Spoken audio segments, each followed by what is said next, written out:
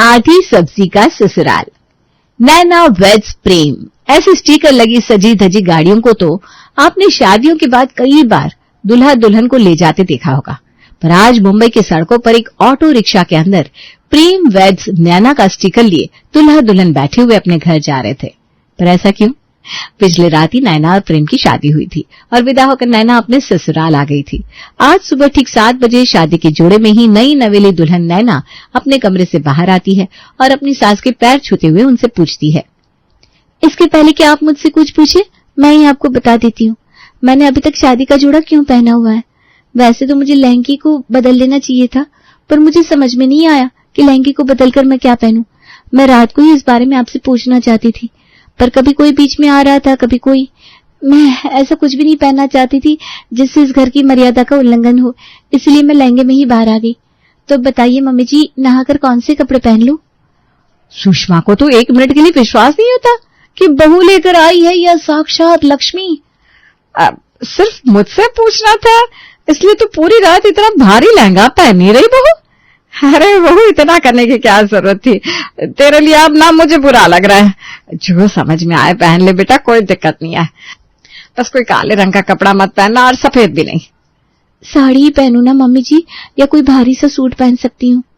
यहाँ आसपास के लोग बड़े मॉडर्न है बेटा, कोई दिक्कत नहीं है।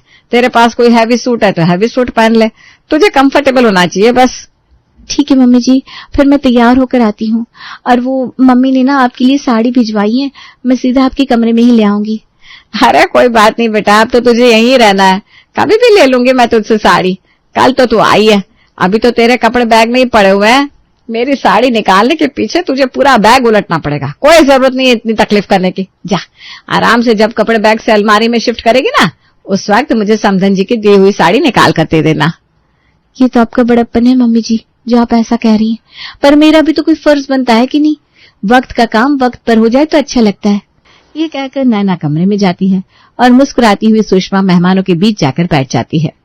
भाग्य खुल गए मेरे तो रश्मि, भाग्य खुल गए। बहू की बातों से ही कहीं मुझे डायबिटीज ना हो जाए। इतनी मीठी बोली है इसकी, कितने अच्छे संस्कार है भाई। क्या सुषमा, 2 मीठी बोली सुनी और तू शक्कर की तरह पानी में घुल गई। अरे मेहमानों के सामने तो सभी अच्छे बनते हैं, एक बार सभी मेहमानों को जाने दे, उसके बाद देखना अपनी बहू की रंगत। अरे नहीं नहीं रश्मि, वो कहते हैं ना, खत के मजनू भाप लेते हैं पापा देखकर। ये तेरे मुहावरों की गलती, पापा नहीं लिफाफा। खत के मजनू वहां पर लेते हैं लिफाफा देखकर। अरे हाँ वही रश्मि, समझ गई ना तू। बस शादी के पहले भी पूरे 6 महीने बात की थी प्रेम ने नैना से, तब जाकर फाइनल किया था। फिर भी तेरी तरह मेरे मन में भी डाउट था। अरे भाई जमाना ही ऐसा है, शादी के पहले सारी लड़कियां मीठा मीठा बोलती हैं, वो तो फेरों के बाद समझ में आता है कौन सी लड़की कैसी है। रंग दिखाने वाली लड़की ना दरवाजे पर ही रंग दिखा देती है रश्मि। कल जब गाड़ी से प्रेम और नैना वापस लौट रहे थे तो गाड़ी का टायर पंचर हो गया। ऐसे में ऑटो में बैठ कर आई मेरी बहू, पर मजाल है इस बात का उसने बतंगड़ बनाया हो। क्या? पर सारे मेहमान तो गाड़ियों में आए। हाँ रश्मि, वही तो बात है। कल ऐसे मौके पर बहू ने हमारी इज्जत रख ली। हमने कहा भी नैना को कि किसी गेस्ट को एक बार कार से उतरने को कह देते हैं, तुम और प्रेम कार से चले जाओ, पर बहू ने कहा नहीं पापा जी, गाड़ी में बैठे हुए मेहमान को उतार कर हम उनकी इंसल्ट नहीं कर सकते और किसी और को दिक्कत ना हो, इसीलिए शादी के लहंगे में मेरी बहू और प्रेम रिक्शा से आए। बोलो। नहीं भैया, इस बारे में तो मुझे खबर ही नहीं थी। अगर ऐसी बात है फिर तो तू गंगा नहा गई सुषमा। सभी बात कर रहे होते हैं, तभी नहा धोकर हैवी सा सरारा पहनकर नैना कमरे से बाहर आती है। मम्मी जी, पहली रसोई में क्या बना लूं? पापा जी को क्या पसंद है? तेरे पापा जी को तो बेटा छोले भटूरे पसंद है। अब पहली रसोई में तो तू छोले भटूरे नहीं बना पाएगी, खीर बना ले। और आपको क्या पसंद है मम्मी जी? अगर सभी की पसंद नापसंद के बारे में पता रहेगा तो आगे जाकर मुझे दिक्कत नहीं होगी। मुझे बेटा आलू दम की सब्जी बड़ी पसंद है। अच्छा ठीक है मम्मी जी, आप मुझे बता दीजिए कौन सी चीज कहाँ है, मैं तैयारी कर लेती हूँ। रसोई में प्रीति है ना बेटा, वो तो जैसा बता देगी। नैना को समझ में नहीं आता कि प्रीति कौन है, पर वो अपनी सास से इस बारे में नहीं पूछती। मम्मी जी से इस बारे में पूछना ठीक नहीं रहेगा। हो सकता है उन्होंने मुझे इस बारे में पहले बताया हो, फिर उन्हें लगेगा कि मैं उनकी बातों को ध्यान से सुनती नहीं हूँ। नहीं, रसोई में जाऊंगी तो खुद पता चल जाएगा कौन है प्रीति। नैना रसोई में जाती है और देखती है 2 लोग आपस में बातें कर रहे हैं, जिसमें से एक थी प्रीति और दूसरा था राजेश। अरे नहीं बोरिए आप आ गई। आइए आइए भाजी, मैं कपड़े साफ करने जाता हूँ। अच्छा, तो आप कपड़े धोते? सिर्फ कपड़े ही नहीं भाजी, इस घर में शुरू से झाड़ू लगाने का काम, कटके का काम, कपड़े धोने और पौधों में पानी डालने जैसे सारे छोटे मोटे काम मैं ही करता हूँ। फिर तुम क्या करती हो प्रीति? मेरा मतलब है सब कुछ तो राजेश भैया ही कर देते हैं, फिर तुम्हारे करने के लिए क्या बचता है?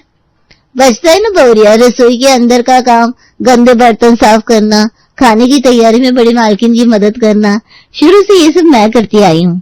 अच्छा अच्छा ठीक है, मुझे बता दो कौन सा सामान कहाँ रखा हुआ है। आज भर अपना काम कर लो, कल से तुम दोनों की छुट्टी। अब मैं आ गई हूँ ना, मैं सब संभाल लूंगी। अरे पर नहीं बौरिया। चलो छोले उबालो तुम। नैना के अंदर जिद थी खुद को एक अच्छी बहू साबित करने की। इसके लिए वो कुछ भी करने को तैयार थी और अपने ससुराल वालों को अपनी पहली रसोई पर सरप्राइज देने के लिए नैना बनाती है छोले भटूरे, आलू दम की सब्जी, चावल, दाल और फुलके। ज्यादा कुछ तो किया भी नहीं उस प्रीति ने। इतनी ही मदद मम्मी जी की करती होगी और मोटी रकम लेकर चली जाती होगी। अरे भाई, अगर घर की बहू के रहते हुए नौकरों को इतने पैसे देने पड़े तो फिर क्या फायदा बहू का? फुलके बनाए भी तो घी नहीं लगा और यहाँ चावल में इतने काजू डाल दिए, काजू ज्यादा चावल कम दिख रहे हैं। कितने तो प्रीति बीच में ही चढ़ गई। यही एक्स्ट्रा काजू सब्जी की ग्रेवी में यूज की जा सकती थी, पर नहीं, उसके लिए काजू का दूसरा पैकेट खोल दिया। मतलब कि सिर्फ पैसों की बर्बादी। उफ़ो, मैं भी क्या इन चीजों में लग गई। खाना ही ठंडा हो जाएगा। फुलकों पर घी लगा देती हूँ और खाना परोस देती हूँ। नैना दाल को फिर से गर्म करके उस पर घी का छौंक लगाती है और बाहर सभी को परोसती है। खाने की महक से सभी का मूड बन जाता है, ऊपर से इतनी सारी वैरायटीज। बाप रे बाप बहू, पहली रसोई में ही तूने तो झंडे गाड़ दिए। इतनी जल्दी तूने इतना सब बनाया कैसे? अच्छा हाँ, प्रीति तो है वही। मैं सोचू ये 2 लोगों का तो काम है, तूने अकेली ने कैसे कर लिया? 2 लोग हो या 10 लोग, मेरी बहू का मन था तब ना उसने इतनी मेहनत कर ली, वरना आजकल बहुएं पहली रसोई में ही मेहमानों को चाय पिलाकर छोड़ देती हैं। अरे बेटा, अभी 3-4 दिन तो लगातार फंक्शन चले, ऊपर से पूरी रात तो लहंगे में थी। इतनी थकावट के बाद इतना सब करने की क्या जरूरत थी? ये देखिए जी, दम आलू बनाया है बहू ने, रायता बनाया है और आपके लिए छोले भटूरे भी। जा तो प्रेम, कमरे से मेरा पर्स लेकर आ। वैसे तो इस लक्ष्मी के हाथ में मैं क्या ही रखूं, पर नियम तो नियम है बहू। सच में नैना, बहुत मेहनत की है आज तुमने। तीनों वक्त दाल खाने की आदत है मुझे, जिस कारण मम्मी बहुत परेशान थी। पर आज मेरे बिना बोले ही दाल हाजिर है मेरे लिए, वो भी नाश्ते के वक्त। इससे अच्छा क्या हो सकता है? बहू हो तो मेरी नैना जैसी वरना ना हो। यही तो सुनना चाहती थी मैं मम्मी जी। फाइनली मैं बेस्ट बहू बनने की लाइन में आ ही गई। नैना की खुशी का तो ठिकाना नहीं रहता। वो अपने कमरे में जाकर नाचने लगती है, गाने लगती है और अपनी माँ को फोन लगाती है। देखा मम्मी, मैंने कहा था ना, दुनिया की बेस्ट बहू साबित होकर दिखाऊंगी मैं, और साबित कर भी दिया मैंने। कुछ देर बाद मेरी सास तुम्हें तारीफ करने के लिए फोन करती होंगी। मुझे पता था तू एक अच्छी बहू साबित होकर दिखाएगी बेटा। अब जैसे तूने पहले दिन सबका दिल जीता है, आगे भी अपनी इमेज को ऐसे ही बनाए रखना। नैना अपने मायके से लाए लगेज को खोलती है, जिसके ऊपर एक मोटा सा फाइल था, जिस पर थी ढेरों रेसिपीज। बस आज राजेश भैया और प्रीति की मदद ले लेती हूँ, फिर कल से सब कुछ मैं खुद करूंगी। फिर किसी के पास बोलने का मुंह नहीं बचेगा कि मेरी किचन में प्रीति मदद करती है। आज तीनों वक्त नैना के बने खाने की बहुत तारीफ होती है और अगली सुबह 7 बजे ही दोनों नौकरों का हिसाब कर नैना उन्हें विदा कर देती है। अब बनाती हूँ खाना। आलू प्याज की सब्जी, दाल, पापा जी के लिए बेसन की सब्जी और पराठे। ये हो गया आज का मेनू।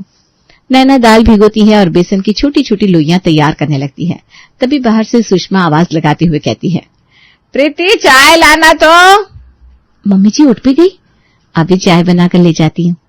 प्रीति की जगह आज नैना चाय के साथ बिस्किट लेकर हॉल में आती है। अचानक ये कितनी गर्मी बढ़ गई नी जी, पर चाय की ये लत जाती नहीं। बिल्कुल सही कहा आपने सुषमा जी। अरे राजेश, कमरे के दरवाजे के पीछे जो शर्ट पैंट टांगा है मैंने, उसे याद से आज धो देना। नैना को चाय का ट्रे लिए देखकर सुषमा कहती है, अरे बहू तू चाय लेकर आ गई, प्रीति से कह दिया होता। प्रीति दीदी काम चोरी कर रही थी मम्मी जी, मैं तो आ ही चुकी हूँ, तो फिर क्या करते 2-2 नौकर, तो मैंने दोनों की छुट्टी कर दी। अब चाय पीकर बताइए मम्मी जी कैसी बनी है। तूने प्रीति को हटा दिया बहू, और राजेश तो काफी पुराना वफादार नौकर था हमारा। अब मेरे कपड़े कौन धोएगा?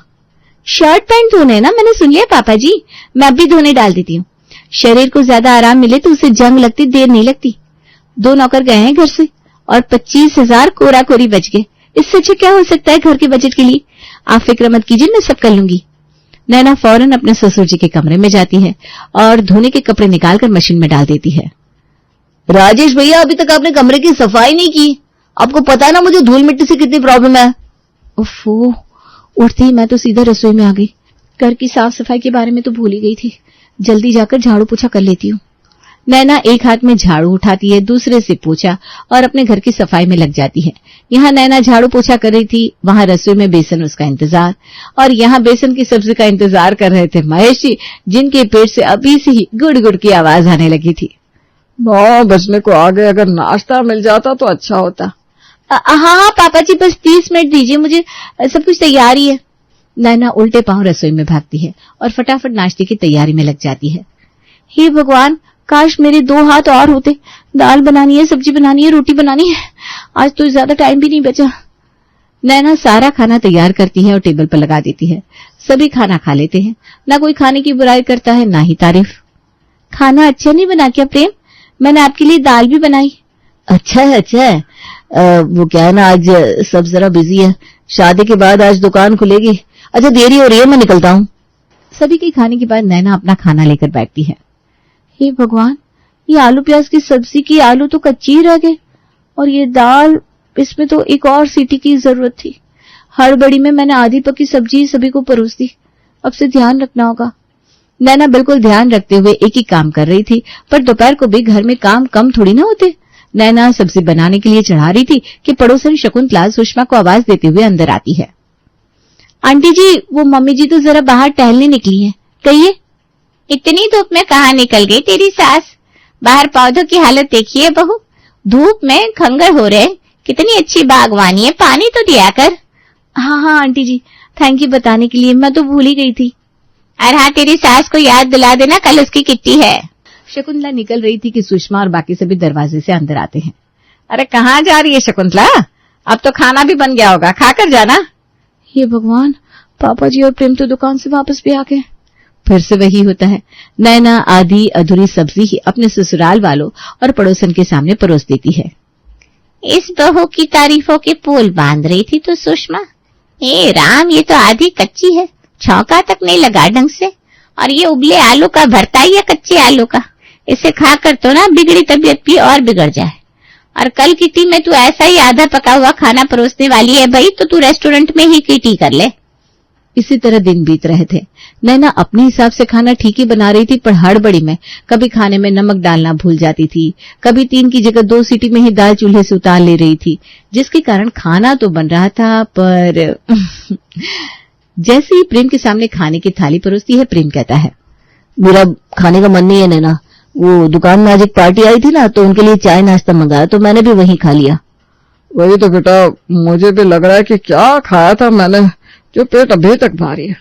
दोपहर में तो हमने ज्यादा खाया भी नहीं था। ठीक याद दिलाया तूने बहू, अभी 1 घंटे पहले पार्टी आई थी ना, मैंने भी उस वक्त खा लिया था, तो मेरा भी खाना मत लगाना। इस उम्र में ज्यादा खाना नहीं खाना चाहिए।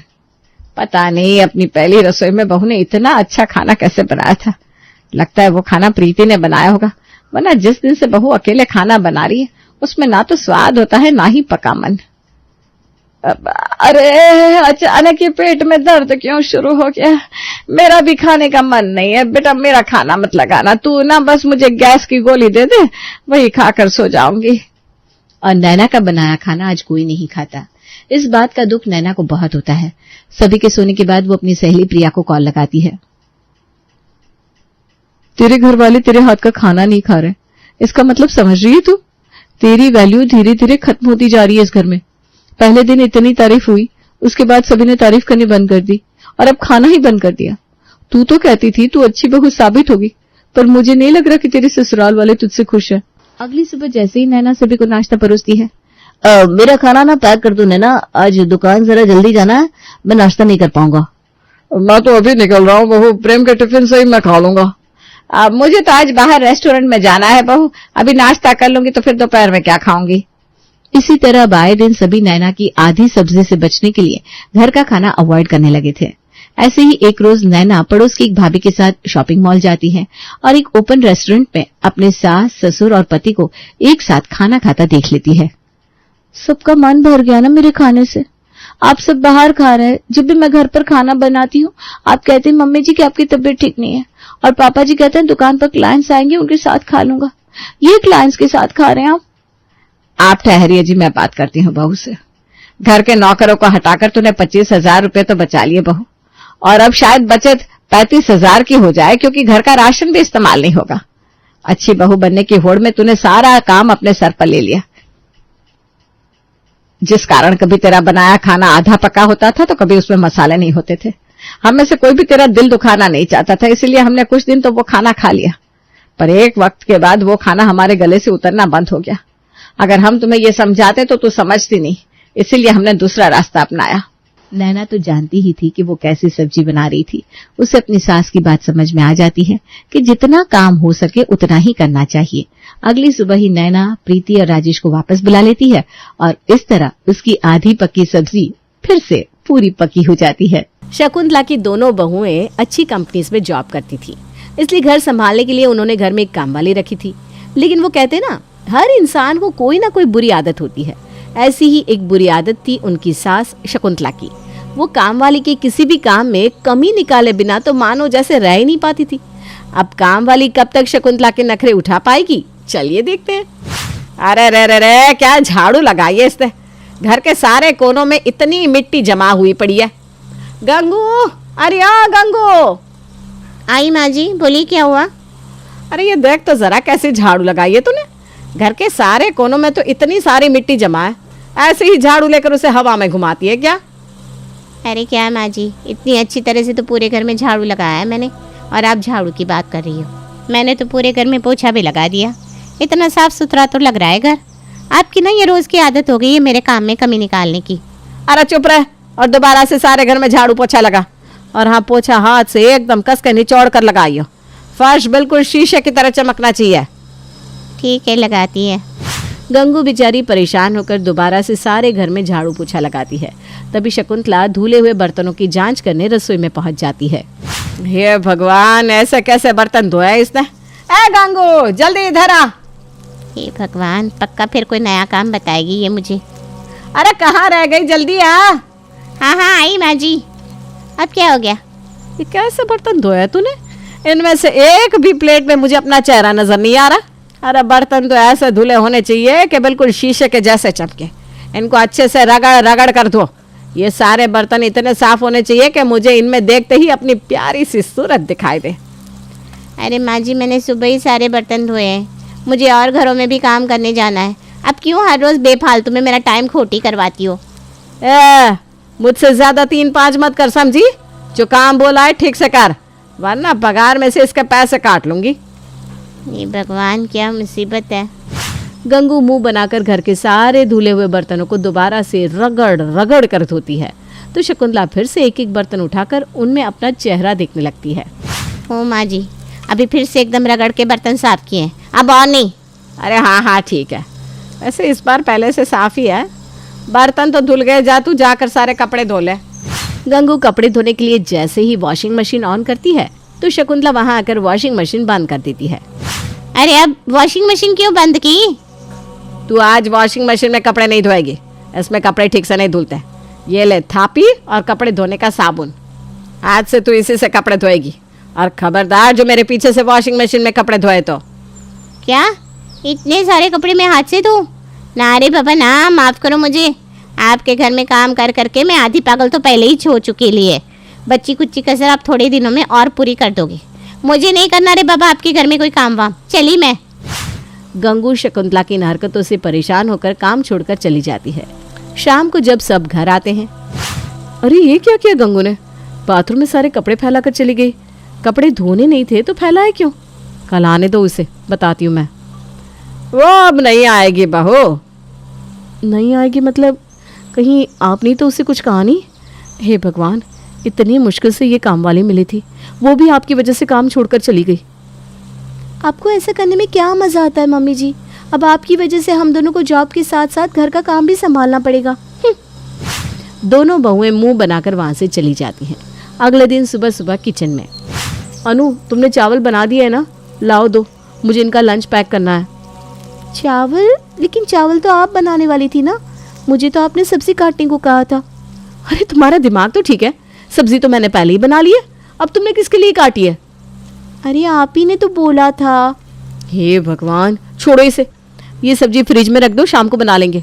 और प्लीज जल्दी से चावल चढ़ा दो, तब तक मैं रोटियां बना लेती हूँ। प्राची मेरा टिफिन दे दो, मुझे ऑफिस के लिए देर हो रही है। अभी लाई। हे भगवान, अब ये दही का पतीला कहाँ चला गया? ये रहा दीदी, अजीत जी के टिफिन में भी दही रख दीजिएगा। हाँ हाँ, जल्दी लाओ। दोनों बहुएं जल्दी जल्दी उन दोनों को टिफिन बनाकर देती है। तभी हॉल में से सासू माँ की आवाज आती है। अरे बहू, अभी तक मेरी चाय नहीं बनी क्या? हे भगवान, अभी इनकी चाय की कसर बाकी है। एक तो पहले ही हमें ऑफिस के लिए इतनी देर हो रही है, ऊपर से अब इनकी चाय बनाओ। अनु, नहीं नहीं दीदी, मुझे तो चाय बनाने के लिए बिल्कुल मत कहना। मेरा ऑफिस तो आपके ऑफिस से भी दूर है, मैं बहुत लेट हो जाऊंगी। प्लीज़ आप ही माँ जी को चाय बनाकर दे दो ना। ठीक है, तुम जाओ। प्राची जल्दी जल्दी में शकुंतला के लिए चाय बनाती है और जल्दबाजी में चीनी डालना ही भूल जाती है। ये लीजिए माँ जी आपकी चाय, मुझे बहुत देर हो रही है, मैं चलती हूँ। अरे ये कैसे चाय बनाई है?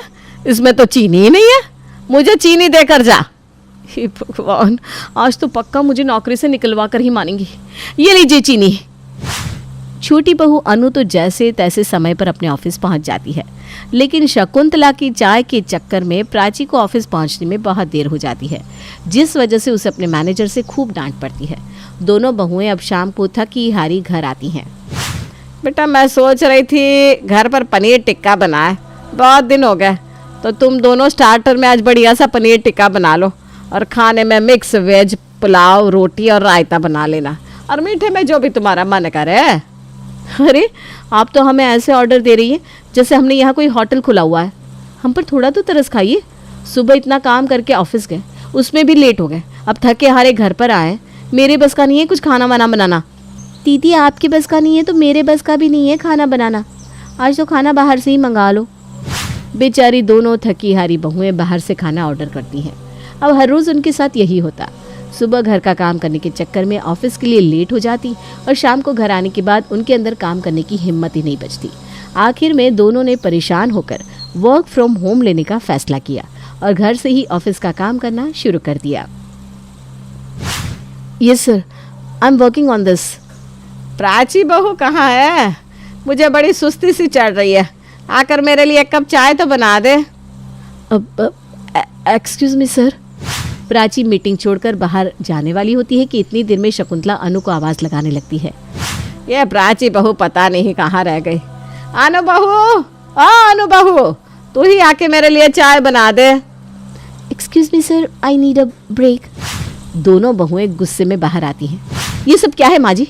जब आपको पता है हम दोनों ऑफिस का काम कर रहे हैं, उसके बाद भी बार बार हमें आवाज लगा रही हो। अरे अब तुम्हें आवाज नहीं लगाऊंगी तो किसे लगाऊंगी? तुम दोनों घर में ही हो तो मेरे लिए एक कप चाय तो बना दो। हे भगवान, हम दोनों अपनी इतनी इम्पोर्टेंट मीटिंग छोड़कर आए, घर का सारा काम तो हम दोनों करते ही हैं, अब आप अपने लिए एक कप चाय भी नहीं बना सकती? अब मेरे घर में मेरी दो दो बहू हैं, उसके बाद भी क्या मैं खुद जाकर चाय बनाऊं? जाओ मेरे लिए चाय बना कर लाओ।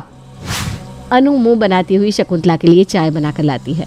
अब हर रोज शकुंतला उन दोनों के काम के टाइम पर कुछ न कुछ ऐसा जरूर करती जिससे उन दोनों को बार बार ऑफिस का काम बीच में छोड़ छाड़ कर आना पड़ता, जिस वजह से दोनों बहुत परेशान हो गई।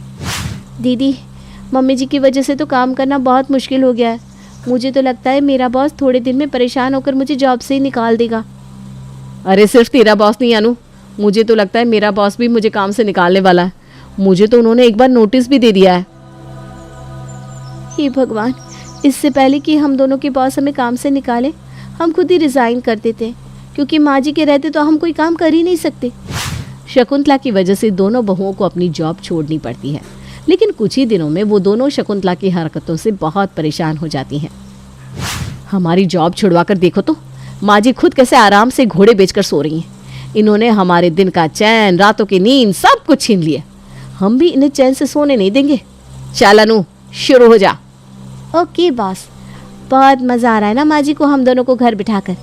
इनकी नाक में हम ऐसा दम करेंगे ना कि हमें खुद ऑफिस भेजने पर मजबूर हो जाएंगी। अनु टीवी में फुल वॉल्यूम में गाने चलाती है और दोनों की दोनों हॉल में खूब मस्ती में डांस करने लगती हैं। ये और तेज आवाज कर अनु, और तेज। सुनाई नहीं दे रहा है दीदी, क्या बोल रही हो? अरे आवाज और तेज कर, आवाज बढ़ा। अच्छा, आवाज बढ़ाऊं? अनु म्यूजिक की आवाज और तेज कर देती है। इतने तेज म्यूजिक की आवाज से शकुंतला की अच्छी भली नींद टूट जाती है। अरे ये पूरे घर में क्या हल्ला मचाया हुआ है इन दोनों ने। अच्छी भली सो रही थी, मेरी नींद खराब कर दी। अभी बताती हूँ इन्हें। शकुंतला हॉल में आती है। अरे ये क्या हल्ला मचाया हुआ है तुम दोनों ने, बंद करो इसे। अब क्या कह रही हो माँ जी, कुछ भी समझ में नहीं आ रहा, जरा जोर से बोलो। अरे ये गाना बंद कर इसे। दीदी लगता है माँ जी को भी हमारे साथ डांस करना है।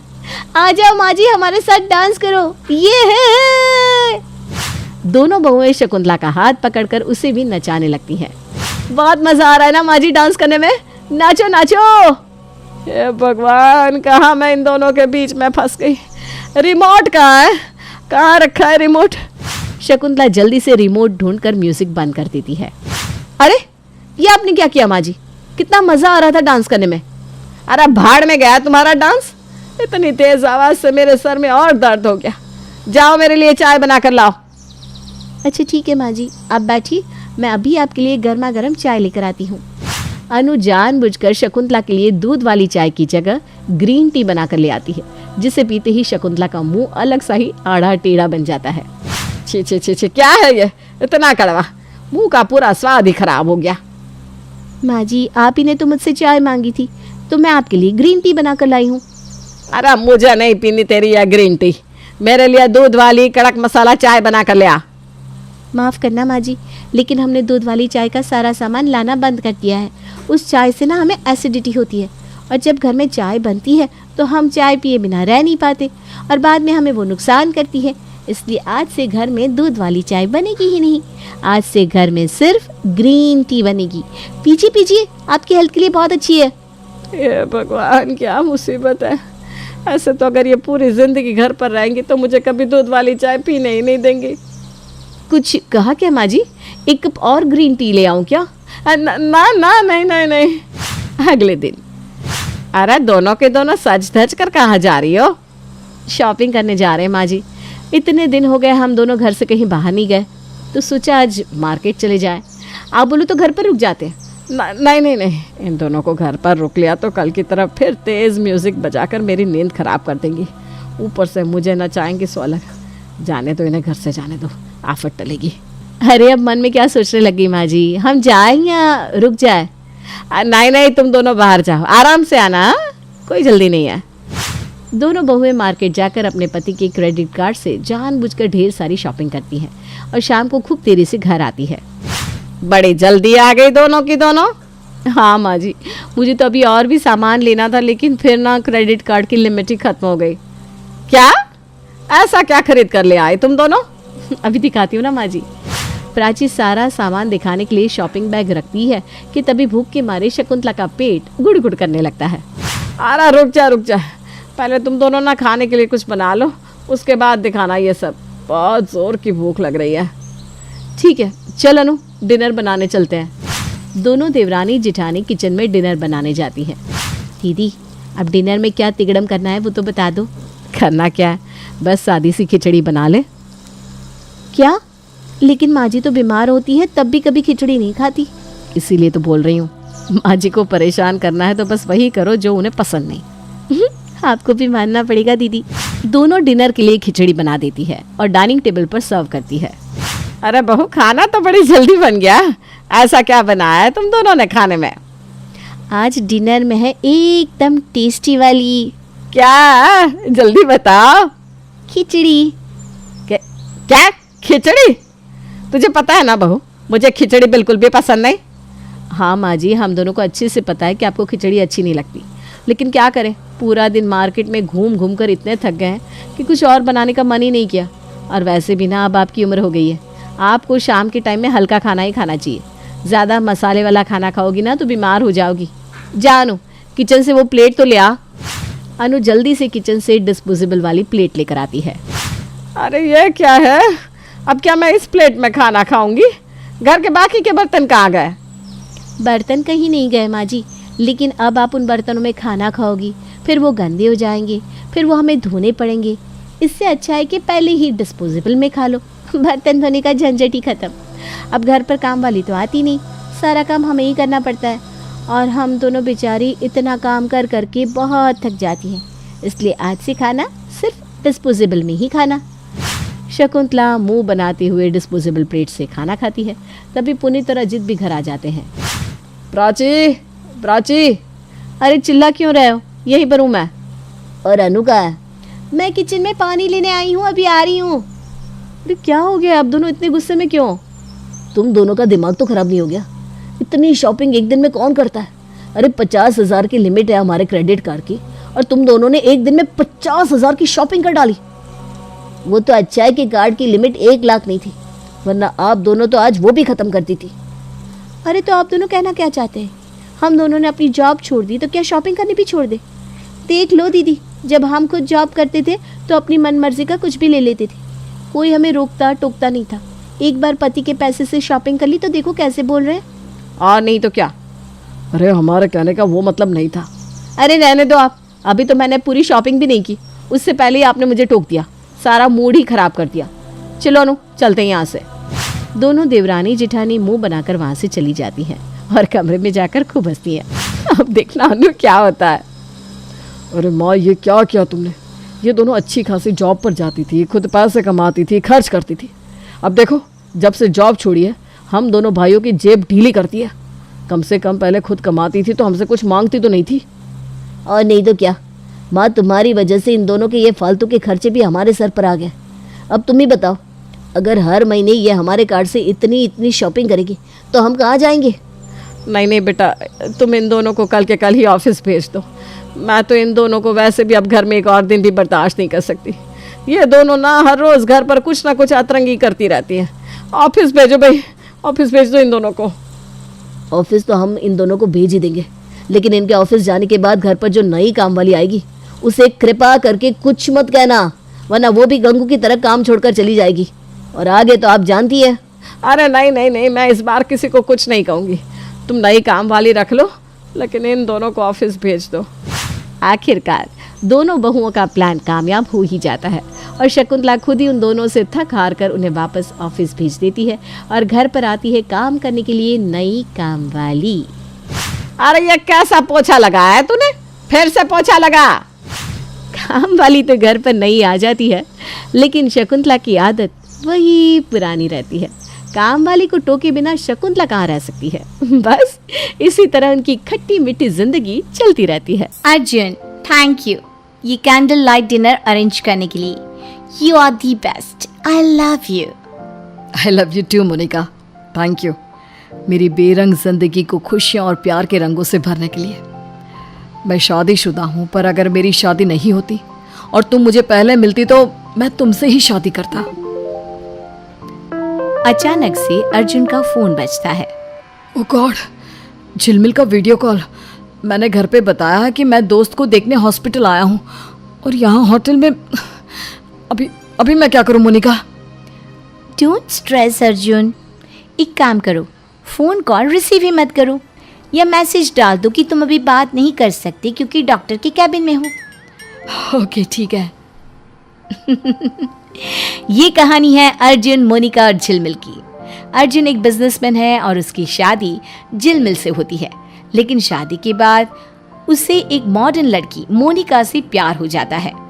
झिलमिल अर्जुन से और अपने सास ससुर से खूब प्यार करती है, वहीं मोनिका अर्जुन के सिर्फ पैसे खर्च करवाती रहती है। एक तरफ है घर वाली, एक तरफ है बाहर वाली। अब देखते हैं कि कैसे पिसता है इन दोनों के बीच में बेचारा अर्जुन। अर्जुन अपने कमरे की बालकनी में फोन पर मोनिका से बात कर रहा था। Yes dear. ओके, मैं कल तुम्हारे लिए उस एक्सपेंसिव बेकरी से कपकेक्स लेकर आऊंगा। और कोई फरमाइश मोहतरमा?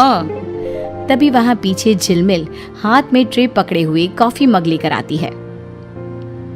मोहतरमा, ये अर्जुन इतनी रात गए मुस्कुराकर शर्माकर किससे बात कर रहा है? अर्जुन पीछे मुड़ के देखता है, तभी झिलमिल को देखकर वो चौंक जाता है। अब मनीष, मैं कल तुमसे ऑफिस में बात करता हूँ। Okay bye, good night. Manish, what the hell? Hey Arjun, Arjun तुरंत फोन कॉल कट कर देता है और फिर किससे गुफ्तगू हो रही है इतनी रात को? हैं? कुछ भी तो नहीं। अरे वो मनीष था, ऑफिस का एम्प्लॉई, एक प्रेजेंटेशन के बारे में कुछ डिस्कशन कर रहे थे ना, बस। अच्छा, दिखाओ नाम क्या सेव किया है? मुझे तुम्हारे सारे एम्प्लॉयज के नाम पता है, इस मुनीष के बारे में तो पहली बार सुन रही हूँ। अब अरे अभी रहने दो ना। अरे वाह, कॉफी की खुशबू क्या बढ़िया आ रही है, लाओ लाओ पी लेता हूँ। झिलमिल अर्जुन के हाथ से फोन खींचती है कि तभी फोन अचानक स्विच ऑफ हो जाता है। अरे इसकी बैटरी लो थी, इसे चार्जिंग पे लगाना होगा, लाओ लगा देता हूँ। अर्जुन फोन को चार्जिंग पे लगा देता है और उसके इस बर्ताव से झिलमिल को उस पर थोड़ा बहुत शक हो जाता है। अगले दिन अर्जुन और मोनिका शॉपिंग मॉल में जाते हैं।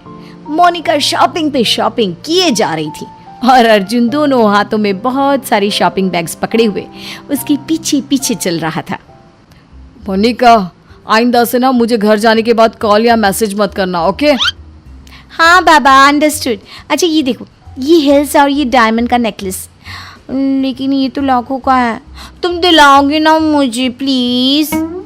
ले लो अब, ये आज मेरा बैंक अकाउंट खाली करके ही दम लेगी। मोनिका महंगी से महंगी चीजें खरीदती है और अर्जुन के पैसे खत्म करवाती रहती है। तभी अचानक से अर्जुन की नजर सामने से आ रही उसकी बीवी झिलमिल और माँ सुषमा पर जाती है और वो एकदम से घबरा जाता है। मोनिका का हाथ पकड़ के एक मैनिक्विन के पीछे छुप जाता है। क्या हुआ अर्जुन? What's wrong? अरे सामने से आफत आ रही है। आफत? ये तुम्हारी दूसरी गर्लफ्रेंड है क्या? अर्जुन, तुमने मुझे धोखा दिया।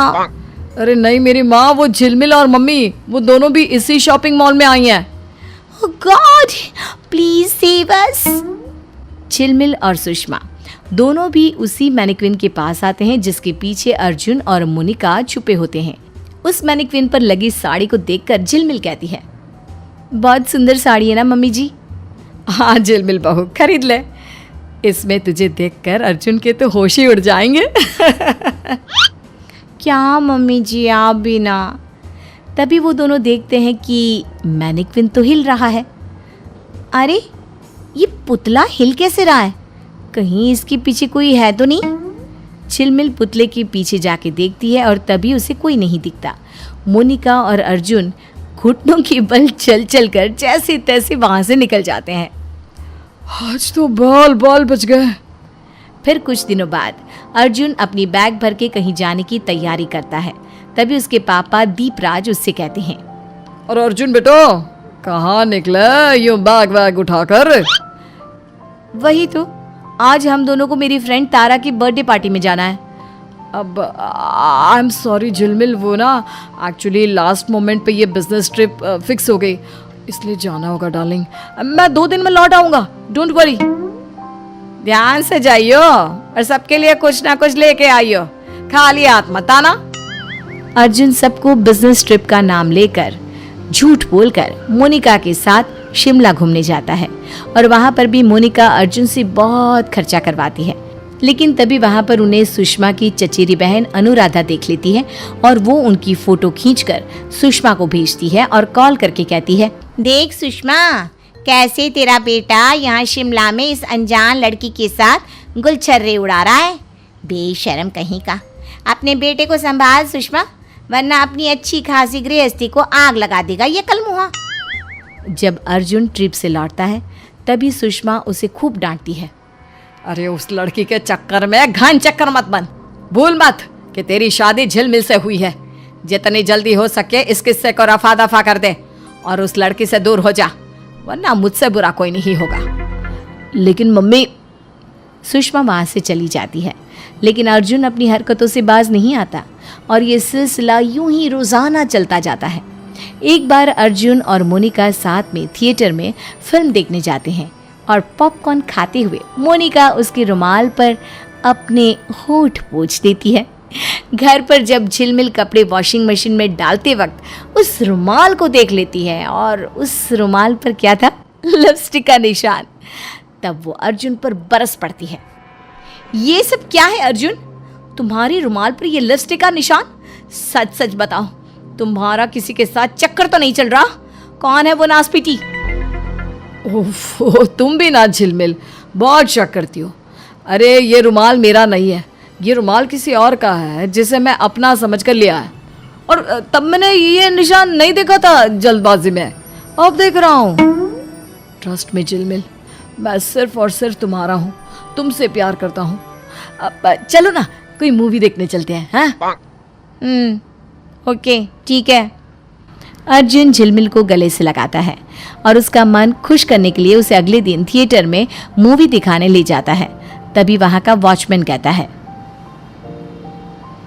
क्या बात है सर, कल अलग लड़की आज बीवी। झिलमिल ये सुनकर चौंक जाती है। वहीं अर्जुन डर जाता है। क्या? इसका मतलब तुम कल यहाँ किसी और लड़की के साथ आए थे अर्जुन? ये वॉचमैन भाई क्या बोल रहे हैं? अरे नहीं झिलमिल, वो परसों ना मैं, रितेश, मुनीश और राइमा हम सब आए थे मूवी देखने और कैफे में मीटिंग करने। तभी शायद इन्होंने देख लिया होगा मुझे और राइमा को एक साथ। वो तो मेरी बहन जैसी है क्या, तुम तो जानती हो, उसने मुझे राखी भी तो बांधी थी। अच्छा ओके ठीक है, मैं पॉपकॉर्न्स और कोल्ड ड्रिंक लेकर आती हूँ। झिलमिल आगे चली जाती है। ओ भाई, क्या बिगाड़ा है तुम्हारा? क्यों मुझे मार खिलाने के जैसे काम कर रहा है? Sorry sir, continue.